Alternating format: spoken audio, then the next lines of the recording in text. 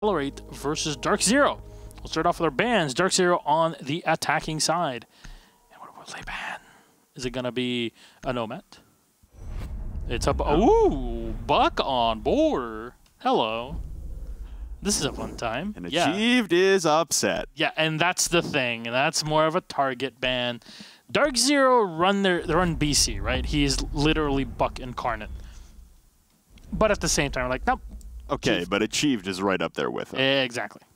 And this is actually a very common ban in Latin America on border, taking out the Buck. We see it multiple times over. North America, however, very slow to adopt that kind of mentality, and I believe this is the first time we've seen a Buck ban on border in North America. Yeah, we see it on Consulate every now and then, but... Yeah. And Pulse, okay. So this leaves us with both Echo and Maestro available. Shields are also very much an option for DarkZero once they get to the attacking side, which is something they are very well known for. So losing the mirror and the pulse could be pretty significant. For me, I want to focus on the attacking bans. You still have at your disposal Glaz, Nomad. Border with a Nomad available, Blackbeard as well. There's a lot at the disposal of the attackers right now versus the defenders. You can still bring a Valkyrie to facilitate the role of a Pulse. You can bring a Maestro, try and look through the smoke on the Mira, and try and replace that kind of utility for visibility. Wow. I kind of like the attacking side on this one. ExG not flexing any of those options that we brought up, though. This is my problem with the setup that happens in NA. It makes things easier. I completely agree. However, I think it's a bit redundant to bring both the Thatcher and the IQ to this situation. The IQ is a response to, if they're going to bring the Echo, we have something to defeat it. That is pretty much foolproof. Very good. However, the Thatcher, yeah, it's going to delete those bandit batteries, but you can do that from below anyways. And even if the Pulse is banned, you're going to have to take control of the bottom floor anyways, just to make sure there's nobody roaming from below that's going to C4 you the instant you go into the site. You're bringing a Zofia. Usually, both the Zofia and the IQ would be the two on duty to do that sort of thing. So this is why I think picking Thatcher, whilst it just makes things easier, it's a bit redundant. It doesn't save you much time, and a lot of times it kind of makes teams just forget about some of the essentials, like, ooh, this is a pretty sweet camera actually. But at the same time, it kind of, I don't want to say lazy, but it makes you forget about an essential and just focus, oh, we're going to push in, and so many times you've seen it. Fine. Pulse or not, that C4 from below can be so damaging. Well, talking about storylines for this game, it's a tale of two entirely different stories for both of these rosters. We saw ExG come in, being promoted from Challenger League in Season 8, and then coming into the beginning of Season 9, they looked not wonderful. They make a roster change, though. They add their coach, Thomas, to the main starting five. That was like they start played in around. #2, I think? Yeah. They started turning around with Thomas, but as of right now, they're mathematically eliminated from possibly making it to land. The biggest difference, though, is that they're still possibly in contention for that relegation spot, the number 7 seed. Nitrocell got launched out by Hot and Cold, and won't do any damage to anyone on ExG. There's a missing bandit battery on the trip wall, so Crusher angling to try and take this down. The EMP will do a little bit of work as Hot and Cold fills in his missing bandit battery position, but the other two evaporate from thin air. Jump out there from Jarvis onto AC will drop about half the HP of Achieved off of his life. The stun's coming out from Thomas, but a bandit trip is going to be successful here from Hot and Cold at the narrow finishing millisecond, and he will continue to be a thorn in the side of Excelerate up against the trip wall, and no pressure from the main hallway yet to try and clear him out. And that's the thing, you're using the Zofia correctly for the job that you want to do with her, which is basically, oh, we're going to stun lock the bandit, force him away, etc. But in this case, you got the bandit. That's fine. He dropped off into the hatch, got the kill off of it. Thomas finds another one onto Mint, and that's the smoke. It's a huge kill. You don't even need to open up the wall at this point. You're just clear to enter.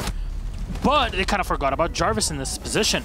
Even though the wall is only half reinforced, it's still going to be more than enough for him to fight through it. Crusher will find one, but the refrag from Nyx directly onto Bio. Now he's coming up those stairs. He'll find another one down in main. Into 2v2 suddenly. Crusher and Achieved the last two alive on the attack with BC. The Maestro holding it back. Achieved will spot the Jaeger and Nyx moving into the armory, but all you find is just a reinforced wall at the other end. Move in from the balcony and go for the plant. Pre-fire so close to hitting the thermite in the back. just trying to time this here. They should have point of view directly on it. Just spraying into the back. The grenade will do a tiny bit of damage. It'll come off the diffuser, and Nyx and BC will find a kill each. ExG completely crushed. Round number 1 will go the way of DZ. That was terrifying there for DarkZero as they were in a 2v4, Nyx and BC were, but Nyx instrumental, 3 kills on the round. And honestly, that was a situation that looked dire at the middle portion of the round for DarkZero. But they're able to battle back. The resiliency, unprecedented. And this is a season that really looks promising for DarkZero together as a squad. Top of NA currently right now. They're now tied in points with Reciprocity, and I'm not aware of who has a tiebreak between those two teams. We obviously did all the math behind the scenes to figure out who the tiebreak between Rogue and Reciprocity, and then Rogue and DarkZero. So the tiebreak between Reciprocity and DarkZero, I'm actually checking that out as we speak. It's 11-13. So DarkZero has the tiebreak at 2 extra rounds compared to Reciprocity. The first game they played was a 7-5 for DarkZero. The second one was a 6-6 tie. So there you go. That's the information. If you're going to look at EG Reciprocity, they've only played one of their games, and that was a 7-5 for Reciprocity, which means they hold the tiebreak. I think it might be more, I don't know, more correct to think about Reciprocity and EG in this situation if DarkZero actually continue the way they are in this matchup. We'll see by the end of it. We'll crunch those numbers as we go. Yeah, if DarkZero come away with this win, they will have 23 points, but EG possibly going to come away with a win against Rise later tonight. It's most predicted that that is the outcome, but you never know with the way the Rise is playing. Yeah. It'd be at 22 with a game in hand. So technically, there's an advantage to EG, but in just pure points, it's DarkZero still leading the way. And the beauty of it is that literally any one of those 3 can make it. Rogue, not anymore, but Space Station are hot on people's heels, and they can still continue to rack up. Obviously, they're not playing today. They're going to play the last 3 days. There's a lot of variables here to look at, and I think playday number 12 and 13 are really going to decide things, and possibly even the very last one. But with DarkZero, back to the game here. With DarkZero having won the very first round on Armory, they're going to go down to Workshop Ventilation. Nothing really out of the ordinary. Tomas is going to take control of Ventilation, and the ingress from ExG is just going to be, okay, let's take control of the top floor, and then we're going to break open as much of the floorboard as possible. Then we'll go down, and on the flank, Schlongi will find Nyx, operator that, or the player that did so much work in the previous round, and up. Great play from DarkZero, well coordinated from Heart and Cold, and Mint. That'll be, or Jarvis in this situation. That'll be quite a bit of damage done to slow down Accelerate early on. Questionable death on the side of DarkZero, losing Nyx, your Maestro, so early on. The first pick inside the first minute. Hot and Cold still holding down Armories. He's overhealed himself in anticipation of deaths and stuff and things. So we lose our feed. We don't know what's going on. I imagine the round is still being played out as we're going through everything. So we don't know. We don't know if that's going to be a rehost and a round canceled, or if the round's going to be played out. We'll have to wait for a decision from the admins. But that round, as it stood, was a 4v4 about midway point through the round on round number 2 on Border. Yeah, it's magic. You know it. Never believe it's not so. I can't believe it's not magic. Should be something on a can you can purchase at Rainbow6 event. Literally making money. We're bankrolling this whole operation. Let's be honest. With that said, though, that very first round was pretty impressive from DarkZero. There was no way that they should have control of that game. No. The early on, ExG misused their utility, but they found the 2 kills that they needed. They killed the bandit. That was a great ingress for them. They were able to walk into the office, take control of that. They lose the sledge on the entry as the MPX of the Valkyrie just kind of peeks around, gets the kill. No problem. Soft half wall to enter into the office or into archives. Like, okay, let's go in and plant. Too slow. You already lost 2 players on the flank from the Jaeger, 2v2, and then you have a Maestro. Yeah, that's a huge advantage for the defense. Yeah, and it was a 2v4 for Nyx and BC to work out of, and honestly, it comes down to plant positioning there. Trying to go into the back end side of archives. Typical spot would be in behind the bomb. You know, there was already that pre-made rotate on the archives wall as well by the defense of DarkZero. Seemed like there were maybe some easier options to take if you're Accelerate on that round. We have jumped back in, and it does appear... We're waiting. We're waiting on decisions. it is appear we might get back underway with the game. Yeah. We're just going to wait and see what's going on with decisions and stuff back behind the scenes. As far as we know, okay, looks like we're going back in. So yeah, we didn't even know. It's a 2-0 lead now currently for DarkZero. Apparently they came away victorious with that ventilation and workshop defense. So now we have to be pushed off to a tertiary bomb site, and that would either be customs and supply room or be bathroom tellers, and DarkZero elect custom supply. Yeah, for once we won't really be able to talk about the round and really dig into the details of it, because it was a 4v4 and then something happened and DarkZero won. With that said, props to them. I'm not sure if the scoreboard would retain the information. Yeah. And we took a look at that for a second, Marcio. If we can flash the scoreboard. That would be server-sided. That wouldn't be. No? That wouldn't be client-sided. Yeah, that would hold on. So Jarvis and Nix. Well, Jarvis mostly did work for that round. There you go. Thank you very much. Yeah, because he only had 1 kill in the first round, so he only had 3 there. Good job, Jarvis. So there you go. DarkZero off the back of Jarvis's work will take round number 2. And now, how are they going to hold on? Actually, they fully they reinforced the hatch in CCTV, so they're going to hold on to this for as long as possible. The big thing about this is that you need to have some sort of control of the armory, and that's exactly what they have in this situation. You can fight in between the two. Now, how long is BC going to stay alive in this position? That's the real kicker. You also have a hatch to rotate down into the small office. And Crusher's going to waste no time here with the ectothermic charge. And what a lot of times will happen is the Buck in this situation will go up and open the top part of it and chuck a grenade to destroy any batteries or whatever that's on the other side and support players. Maybe get a pick off of it, but the operator doesn't even exist. And I know, it's weird to say this, but Buck isn't being played on border because he's banned. Just a note that I've noticed so far through 1.5 rounds of viewing and 2 rounds of play is that ExG are not swapping up operators whatsoever. They're just bringing the same 5 over and over again for, regardless of situation or bomb site they're attacking. This is now 3 consecutive rounds with these same 5 ops. Like you said, the redundancy between the Thatcher and the IQ. It looks like ExG are trying to play just much more simplistic, not trying to overcomplicate things. It's honestly steering away from some of their Challenger League play back from Season 8, and I wonder if that has anything to do with Pojo. And I wonder if DarkZero is possibly thinking, hey, we had Pojo for 3 years on our team. We probably know what his mindset is heading in with ExG and coaching them. We probably have a way to read it. But the other side of the coin, Pojo Man was playing on DarkZero just a bit ago. Might know a thing or two about how the team really operates, and should bring some sort of help for ExG to try and move through this matchup in particular. A big thing is that'll be a big problem for DarkZero, but so far they're really not having much of a problem. As I say that, Nix will go down. Thomas will open fire onto the Alibi Prisma in the back, but the Thermite has already done the work on the bottom floor. Should be able to enter in, and yeah, Crusher from behind. There's literally nobody watching the flank. Everybody's diving down the hatches. Bio will find one more. A peek out from Jarvis will get 1 kill, but 4v2 in solo and HB. BC on the Maestro, even him might not be able to do this as the last 2 players are still upstairs in CCTV. And the plant has to go down. The Bailiff has already been used to open up an extra hole, but Schlongy will take down Jarvis, last man alive.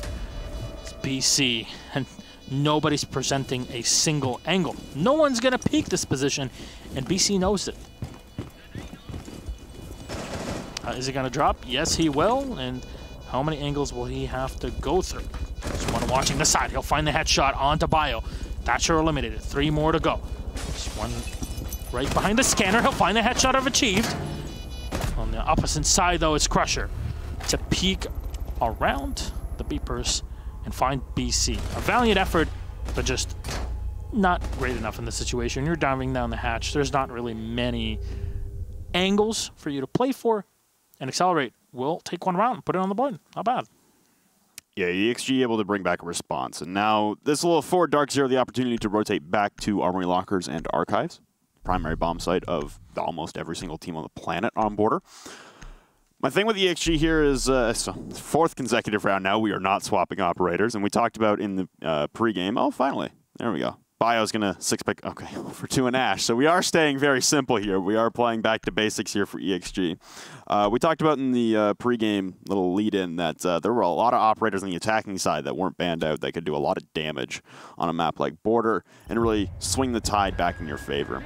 I'm not really too worried about ExG, though, considering this is almost the same game script we went through with them against Rogue the first week back from the break for SI, which was they surrendered the first 3 rounds. ExG did to Rogue on Border. Took them a little bit to wake up. They level things at 3-3 heading into the half, and then their second half didn't play out as well as they would have thought or would have hoped it would have. So I think this is just a case of ExG taking a little bit of time to warm up. And better to do it in round 3 than in round 4. Again, they had the massive man advantage the last time they attacked this bomb site. I don't see why they can't execute a little bit cleaner. Maybe have a little better luck stun locking that Bandit, hot and cold, playing on trip wall. Smooth some things out here, and I think ExG takes this round and we go back into a level score, 2-2, heading into round 5. Up and running. See if Jarvis can actually use those Valkyrie cameras for an effective kill. He's done some damage before on these peaks, but not enough to get a full kill off of it. Obviously, those first engages are just, they're very, how do you say, they're very ballsy, and there you go, hot and cold. Oh man, what an angle. Oh, what is that? Well, there goes your ability to stun lock the Bandit, and that's your... He stun locked you. That's honestly one of your better performing players on the entire team taking out in. You've also 6-picked off the Thatcher to the Ash, so all you've got is frag grenades now. And honestly, I like that change. It's just, when you lose the Zofia, it complicates things. Yes, indeed.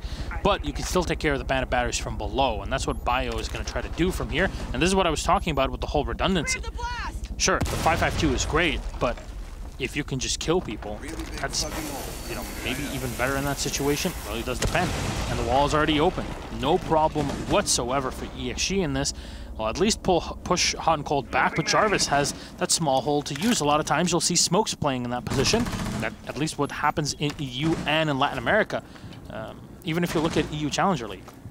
Well, I don't think Crusher clocked that hot and made it all the way into Fountain. He's going to bandit the wall, and again, I don't take a keen eye to spot that out. They're trying to disable the Evil Eye, but a Nitro Cell goes soaring out and will claim the life of Bio. Just miscommunications on the side of ExG allow hot and cold the perfect entryway he needs to claim another victim. That's 2 in a row for him, now 3! Trying to go for 4 and behind the radio desk. Takes a little bit of damage, but will back off. Prepping a frag grenade and launching it in. 75 health still remaining on hot and cold. He darts out, 25 remaining, lighting up everyone. Finally, it's ExG's achieved to fall, but Jarvis and Nyx top in for 2. Good response there. And again, missed tiny movements for ExG. On that one, hot and cold allowed the perfect opportunity to come in and strike. Unfortunate that ExG just kind of tried to push him out of that position. And I really think that if it weren't for the fact, at least looking at the performance here, if it weren't for the fact that that third site that was played was downstairs in the security, there just would have been no way for the score to get to 3-1. This is just complete control from DarkZero, and ExG just cannot find a single footing in this. Oh yeah, sure. Now we brought the Ash. We don't have to deal about the Bandit. We don't have that extra redundancy. We'll get a bit more firepower, sure, but man, now this is problematic because you don't have the firepower of the Zofia because you got sniped literally in the first second of the round. It's these sorts of things that DarkZero are doing with those runouts, as I mentioned in the previous round. If those are successful, they have such a huge morale effect on your opponents, and it just propels you. You're more likely to win the round. I actually would like to see this statistic if it does exist. So if Spleck is listening to this, please do have a statistic of rounds that have been won by the defense after successful spawn peaks. I just want to see that percentage. Very interesting. That'd be a lot of man hours to go through and catch that. I'd be shocked. Literally all he has. So again, Thomas is going to take chances, heading out onto that valley spawn and refiring open the window, but it's a little safer angle this time. hear the shots rattling out as Hot and Cold is swapped over to a Doc this time. So opting to bring an ACOG in this engagement, and he'll find another one. 6 feet under will achieve go, and there goes your sledge and your frag grenades that were crucial in pushing Hot and Cold out of his position in Fountain last time around. So again, Hot and Cold appears to be given free reign top floor, and DarkZero start off hot within the first 30 seconds. Best thing about Nyx's position here is that he does not have to worry about anybody coming in from the side of the hallway. There's 2 reinforcements that have been deployed into it. Still gonna peek around, more damage, or at least fire being set in from the side, and Nyx, he'll find one instantly down and taken away by Schlongy. Quick ingress here from the IQ. Will it be enough? Crusher watching the hallway just for rotations. That's really the big bonus of running the double reinforcements into the hallway from the cafeteria, and I absolutely love that sort of style of defense. Bio kind of startled there in the goo mines, but Crusher will find one on Jarvis. No more on these pesky mines to worry about, but as he takes it away, Hot and Cold is just going to find a free kill on Bio and now rotate into CCTV, awaiting potentially one of his opponents to move in close to him. We'll find the Thermite in the back, and that's the diffuser. Great play here from Hot and Cold. Schlongy on the AQ. Taking a bit of damage to pick up the diffuser, but has to take the mine out of the feet. It's gotta hurt. I'm gonna drop through the hatch, and that's hurt. Mint will just miss every single round. Schlongy now turning it into a 1v2, but a quick shot from BC finishes him off. DarkZero, yet another round on the board. So again, it's Hot and Cold and his individual efforts upstairs, and honestly the inability for Excelerate to be able to lock down one member of DarkZero, isolate him, and make sure that you're winning either your 1v1s or your 2v1s. That's a scenario in which also timing becomes crucial. Schlongy, milliseconds late to killing Nyx, could have been the saving grace for his teammate, but nonetheless. Thomas was felled in that main hallway by Nyx through those bullet holes, and nanoseconds, man. It's the timing in this game, and it seems like Excelerate just don't have their timings down. Another 6 pick for Bio off the Thatcher onto the Ash. So again, we remain static on the lineup of ExG, while a very fluid operator choice from DarkZero constantly, round after round. They now head back to Customs and Supply Room. They've done a round trip on these 3 bomb sites, and then I'll go back to Customs and Supply Room for the second time. The only round they lost in this game so far. I'd be very shocked to see if DarkZero elect to reinforce that Customs hatch again from CCTV, as Excelerate really focused on just pivoting into the objective immediately. Within 10 seconds, Crusher's blowing up detention. You've got guys pushing in from main hallway and passport check. There was 0 emphasis placed on pushing upstairs and clearing that out. They knew that the hatch was going to be reinforced. They take site control. There's no easy retake. They hold all the flanks down. You saw the flank hold from inside of Workshop on the typical rotation to vent, watching server hatch. Like the setup for ExG was perfect on that round, and they do reinforce the hatch again. But this is what I like from DarkZero. I believe this is how they're thinking about it. They're like, okay, they switched away from the Thatcher. What happened before is that they didn't bring the Bandit. The Thatcher was brought just in case from ExG, but they didn't even need him because the Thermite just opened up detention and went in. That flank was left completely open, and you couldn't have any players playing inside of the site securely the whole time because the wall was opened up so early in the round. However, with this change, now you can actually play CCTV as more of a supporting position and then drop down into the office without really having to worry about flanks being completely open or losing manpower for no reason on the bottom floor. And it's those sort of small details, thinking ahead from DarkZero, but also kind of predicting and playing ball with the ExG. So again, Hot and Cold will be playing upstairs, this time with an ACOG, just on a different French operator, and again, he finds multiple targets to track inside of offices. This time, Schlongy will use that electronics detector and find the same Valkyrie camera that was spotting out the majority of his teammates in the main hallway last time around. Schlongy trying to push in and grab some fountain control. Hot and right now the prime target for Excelerate. He's been the man that's been the most pain in the side for Excelerate.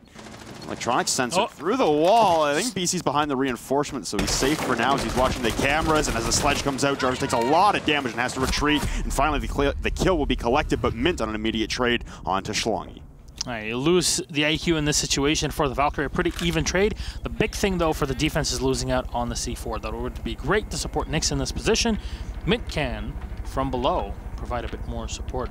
If you only knew And he had an enemy so close to him, but achieved will find hot and cold. Finally, he'll get one with a refract from Nyx. Perfectly done. Can't get the drone, but it'll rotate back safely with the support of BC. Their teammates watching the Maestro cameras sit upstairs. Bio is still unscathed, but not really much room to maneuver. You already saw the drop coming down into the office downstairs. PC just still watching out. Nyx taking damage from the top floors. Holes have been opened up. I believe they're using the same holes that have been opened up by the defenders themselves, and Bio is going to continue to use his breaching round. Just have as big of an angle as possible, but the problem now is that that Maestro camera is going to still be up, and the defense will know exactly where ExG is.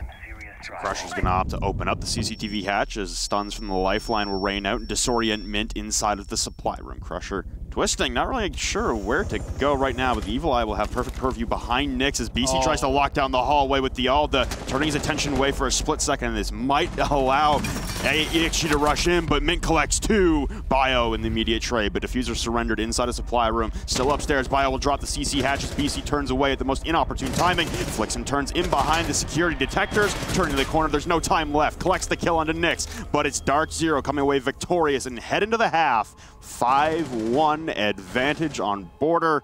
ExG letting this one slowly slip away through their fingers one round at a time. That's the problem now.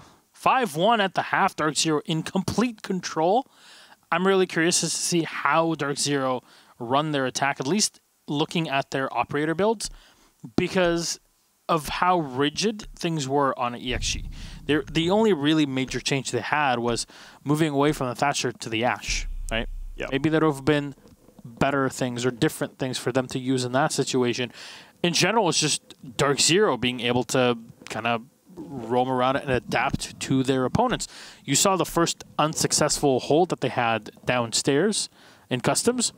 Well, they changed it around. They see that ExG changed their operator lineup, and what does DarkZero do?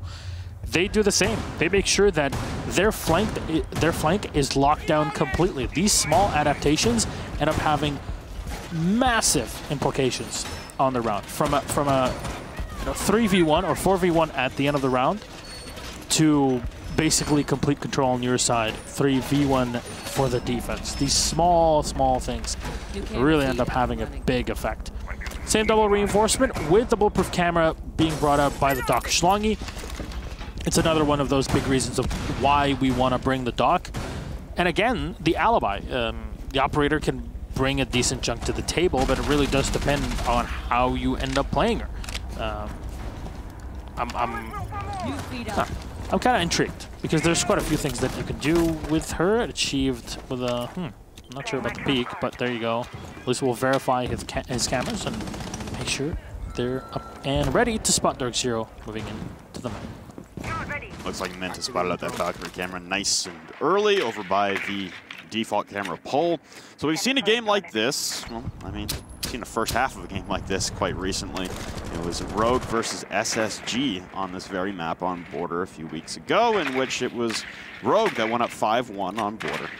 Swapped the second half, and it's SSG who come back with a 5-1 half of their own, are able to draw back a game that looked like it was going to be an instant loss. So ExG, while they are back against the wall right now, they're on the verge of losing the availability of 3 points.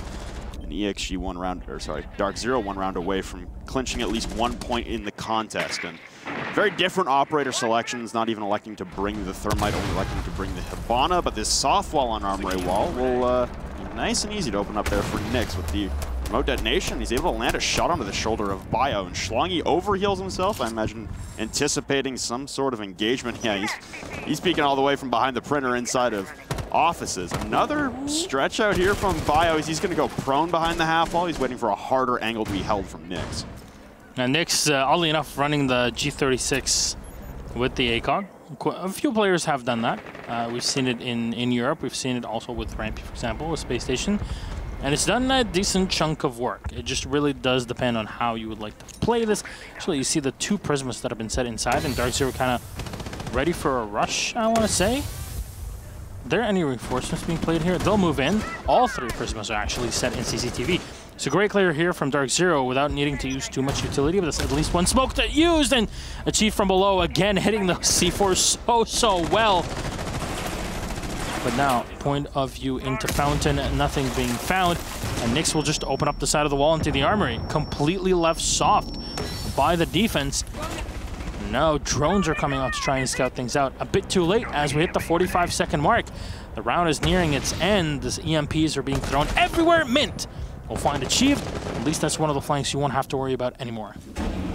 It's going to have to be a swift plant attempt here. Hot and Cold planting right in the purview of the door. A wide peek coming out, but BC winning it out on 3 HP. But Crusher through the wall with a shotgun will drop Hot and stop the plant attempt. Nyx having to rotate over. Diffuser recollected. A wide peek from Thomas will be able to drop BC with the MX4. Repels upside down to the windows as Nyx charges through the breach, taking down one, but can't land enough to drop Schlongy, another member of ExG, down to 5 HP. Bio cleans it up onto Mint, and DarkZero, their reign of terror put to a momentary halt as ExG draw one back. It's still a 5-2 scoreline.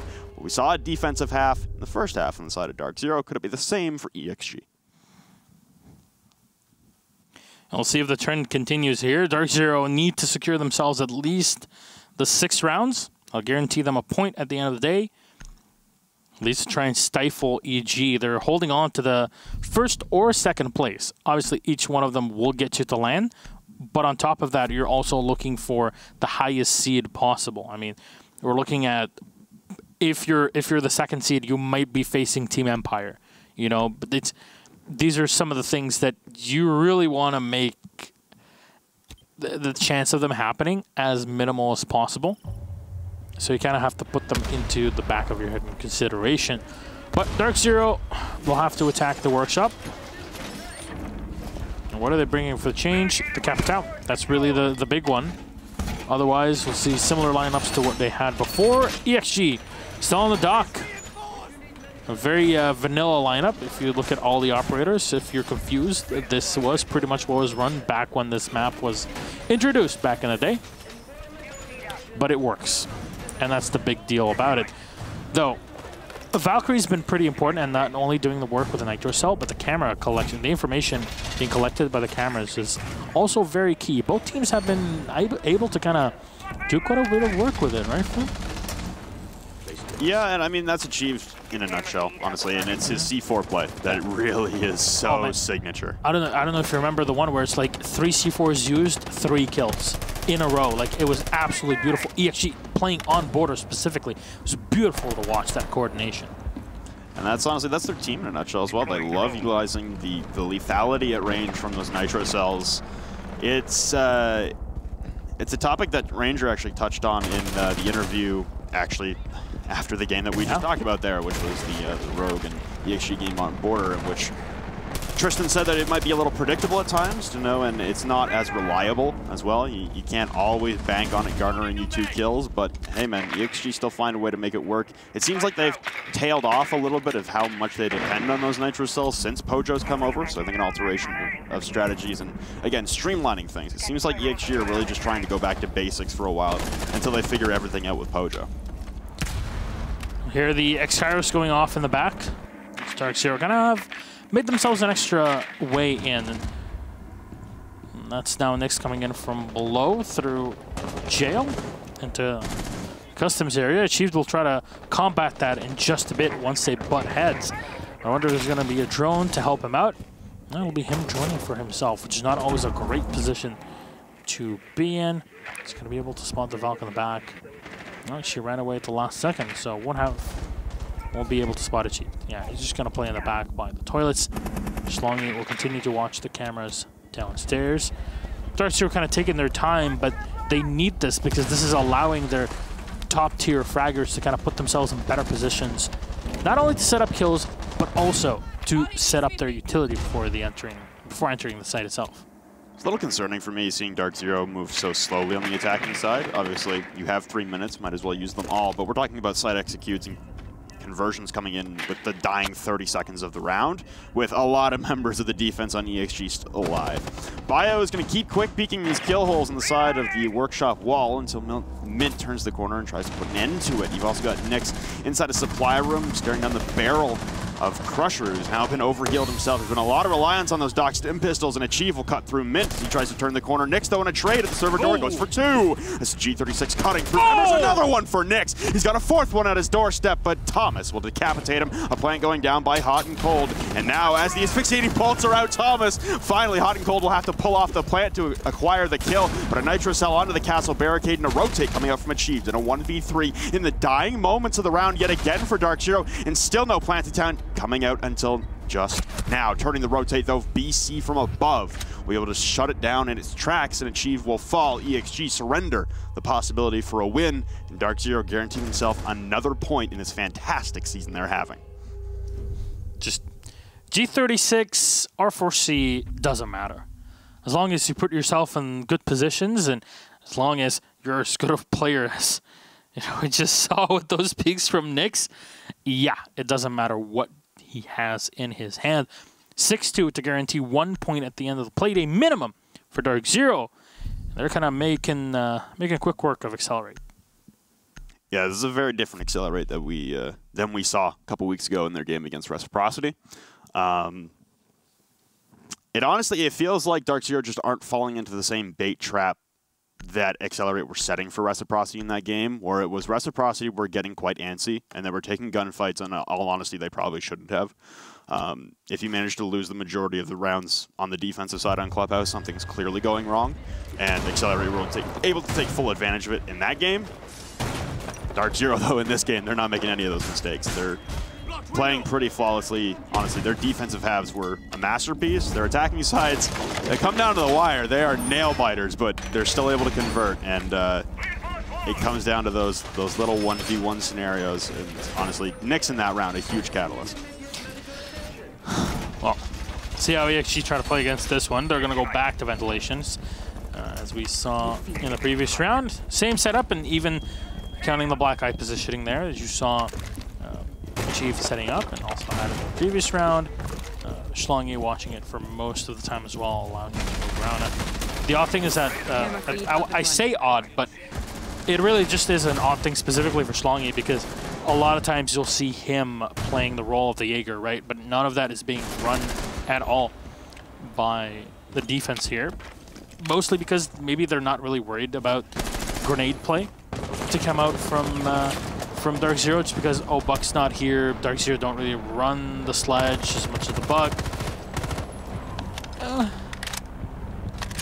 It's good. You want to kind of make use of whatever extra operators you can have, eliminate some of the redundancy. But Mint is going to come in, set up one of his air jabs that have been actually proven to be quite effective, I want to say. So.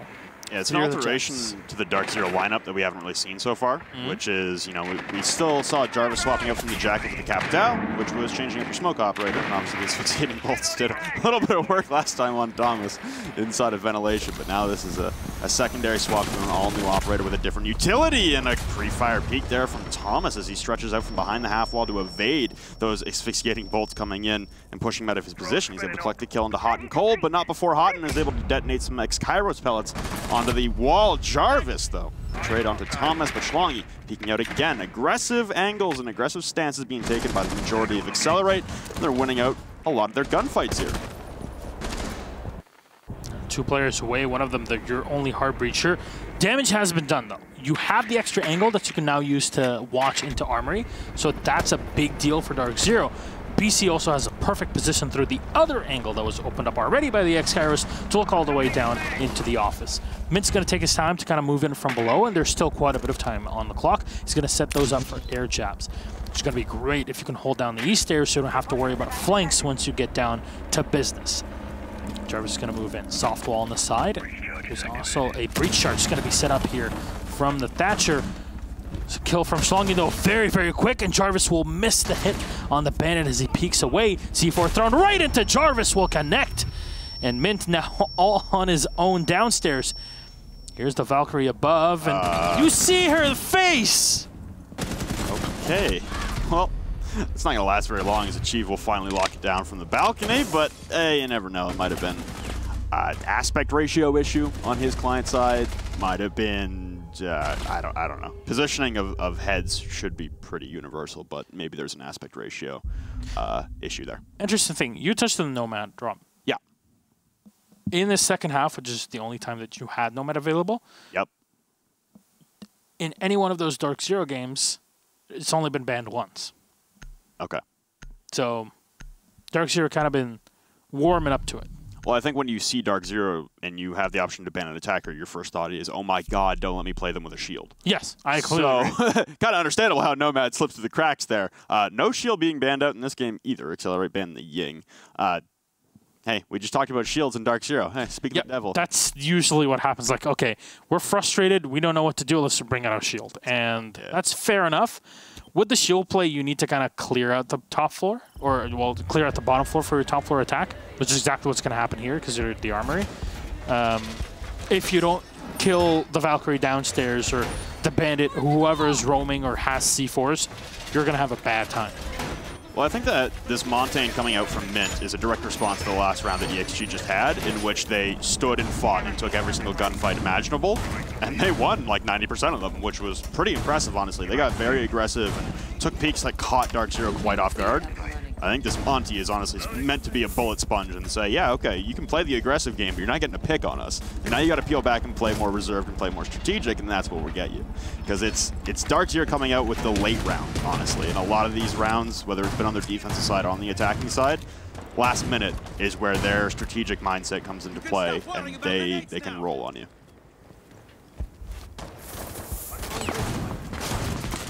Schlongi on the Jaeger. I mentioned that he wasn't really playing the op, but there you go. Usually doing quite a bit of damage, actually. You really have to fear Schlongi the operator in general, but his flank play and the way that he maneuvers around. Sometimes hit or miss.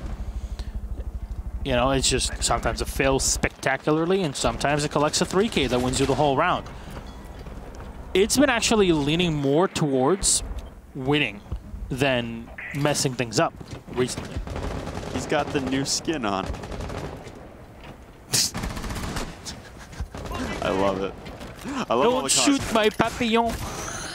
I was hoping we'd see more of those Rainbow as Magic cosmetics. And oh no, Thomas caught out in a very precarious situation there as he's actively bandit tricking. And Mint just kind of walks in and says, hey, what's up, bud? Imagine this, like just Monty shows up, it's like, bonjour. And then just, what are you going to do? You just have a smoke to play against him, sure. The smoke in that position is just going to be used to either clip through the wall or just with the holes that are opened up. There you go. That should be more than enough to do some damage. But he can't really do anything against him. And yeah, it's like a nuclear deterrent. He's just there. Well, there it is. Bio and Thomas were both taking aggressive angles in towards Mint, but he's full shielding. He does not really care how many magazines you dump at him. Not really going to make much of a difference, and he did his job in forcing Thomas off the wall long enough for Hot and Cold to open it. So now DarkZero getting much faster on their take. What's the problem, though, Robert? Nobody has cleared out the bottom floor. And I fear that C4 play is going to be a big deal the deeper we get into this round. And that Monty's going to fade away real fast. And I think that's what BC is going to try to do here now that the job of Thatcher has already been done. Just to clear the bottom floor, make sure that he has control. And he'll hear the impact grenade being used up by Achieved but as he runs away. But they know that the Vigil in play. They know that there's still a Valkyrie here. C4 from Thomas has already been used, if I'm not mistaken. At least chucked out. Gonna try to go for the plant here, but a soft wall on the side is gonna block Hot and Cold for just a bit, and they actually spot the bandit playing from inside there. Smokes, and there you go, 2 bolts out. Smoke will do a bit of damage, and will push one player back, but Hot and Cold and Nyx will find a kill each. Achieved one on a BC, the flank play from the Vigil. Diffuser's still not set, but actually will go down. Well done by the Monty. Jarvis, beautiful taps on the pair of 308, leaving only 2 alive. It's Bio and Achieved, and a quick shot from Nyx shutting down the rotations. Bio will come in for a kill with the MPX, but so little HP is left, and Nyx is coming around the flank. He'll have to worry about 3 players, including a Monty. Hot and Cold cleans up Bio, and that's all she wrote. DarkZero will take round number 10 and the entire matchup and go up yet another 3 points up on the board, closer and closer to qualifying to Milan. The first time DarkZero would ever make it to LAN, and in this lineup. It's been a while. Yeah, I was going to say, as that lineup. they have made other lands before. Yeah, it was Flipside, and that was so long ago, and that was specifically Year 2, Season 1, my first ever season finals. And I remember the as described by Ranger back then, the NA loser bus, because it also included everyone got deleted. Yeah, and it also included Sisu, so like ENS, Mouse Sports now, which is because that land for NA was Elevate, F3, and whatever Rogue was at the time, right? What? Yeah, and King George so. played back then. Yes, he did. Were they Vertical? Yeah, they were VG, Vertical Gaming. That's what it was. I think I have the notes still somewhere. Maybe. I'm not Anyway, kidding. we're delving into the history books there for no apparent reason. Another 7-3 loss for ExG on board, this time at the hands of another North American Titan in DarkZero, who they are known as today. It's another strong win and a strong performance for ExG. You know, they played the patient game on the attacks, and it got me a little worried there in the latter portions of some of the rounds there on their attacks. I think it's just wearing 3 hoodies. It's just the hoodies? With all the studio lights. I'm overheating. I'm actually overheating, though. Like, it's not okay. How much thermal paste did you put on yourself before coming here? Not enough. Not enough. I'll tell you that much. It's actually, like, I'm sweating through everything. These week arms are heavy, man. DarkZero extend their lead, though. First place still. Now 23 points in the standings as we inch closer to Milan. There are 3 play days remaining for DarkZero. Yeah, and what's left? I mean, you look at it. There's 2. DarkZero have 2. Yes, they still have next week, week 12. They play EG, which actually that game might decide the whole thing. As I said, week 12 is going to be a doozy, and then they actually get to play on the very final week at Rise. So no matter what, Rogue wouldn't be able to play on week 14. They're actually not scheduled to do it. They have the bye of that week. But DarkZero would be able to, and their game number 2, Reciprocity, is the last one against SSG, and EG plays ExG on the very first game. So technically, both EG and DarkZero should, in theory, have an easier time in that matchup to solidify their chances of going to Milan, which means Reciprocity really has to step it up because they only have 2 more play days to go. They're not playing next week. They're playing week 13 and week 14, and Reciprocity plays AG and Space Station. Yeah, just to put it into perspective, it's that crazy. With that said, Nix is ready with us on call, so let's have a quick chat with him. Evening, Nix. Congratulations on your matchup, but you're back. DarkZero not too far away from Milan. Question, though, specifically for this matchup. With Pojaman having gone to ExG as a coach, were you kind of just thinking, hey, maybe this might have a negative effect on us coming into the game in preparation for ExG? Definitely. Pojo going to ExG wasn't something that we were expecting, obviously. We definitely did prep work knowing that Pojo Man was over there because he knew a lot of the stuff that we did on borders. So we made a lot of changes to the map. We made a lot of adaptations to our attacks, our defenses, things like that. So to keep it fresh, and ExG didn't really seem to know like what we were running in that game. So I think it worked out well for us. Another thing that Flynn and I were touching upon quite a few times is on the 3rd round on the defensive side for you guys, you went down to Customs. The setup, I don't believe, had a bandit in that very specific round.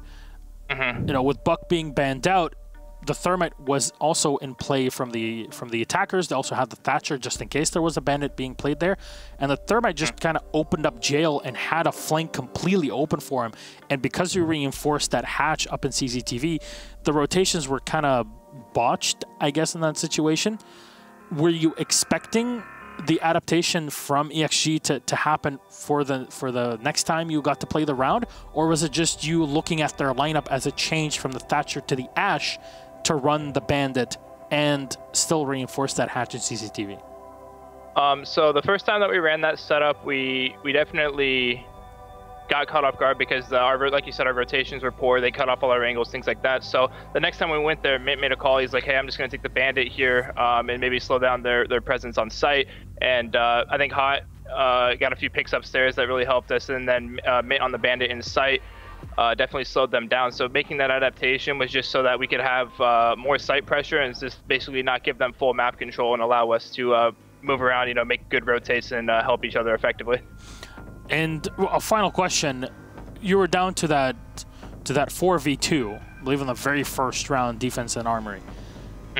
Talk me through the communication and what was happening here to try to kind of put everything into perspective, because you were playing on the metal stairs, the main stairs. You got 2 kills off of it, rotated your way into the office, and suddenly you went down from a 4v2 to a 2v2. It was very winnable with the Maestro being played by BC in the half wall. Yeah, definitely. The comms that round were actually really good. Hot and Cold ended up dropping Teller's hatch and getting picked off by their Thatcher, who was holding for him. So we knew that their Thatcher was downstairs. Jarvis actually had a Vault Cam inside Workshop that gave us vision on the Thatcher. Hot and Cold made a call for that. I peeked him, killed him, and then we also had another cam top metal to see the IQ. I came up, killed the IQ top metal, and we knew the last 2 were by dome side and AC, which gave me full pressure to go ahead and flank. Just really good calls on where the enemies were, giving me the information I needed to make plays off of it, and I took the map control that they weren't holding, and me and Brandon played it really well. So it's very good adaptability and just being able to make those big decisions on the fly and play their long game rotate, because Brandon or BC in that situation can just kind of hold things down until you come in from the side. And that was all the lockdown that you needed for that round. Again, a pretty valiant effort from ExG. Some of their plays were fairly impressive, specifically with the C4 play, as they are very well known for. But you guys advanced, get 3 more points, get closer to Milan. Next week, you're still playing. You're playing against Evil Geniuses, and both of you are in the top running for that. How's the preparation going to be like, specifically mentally, for that matchup over the next week?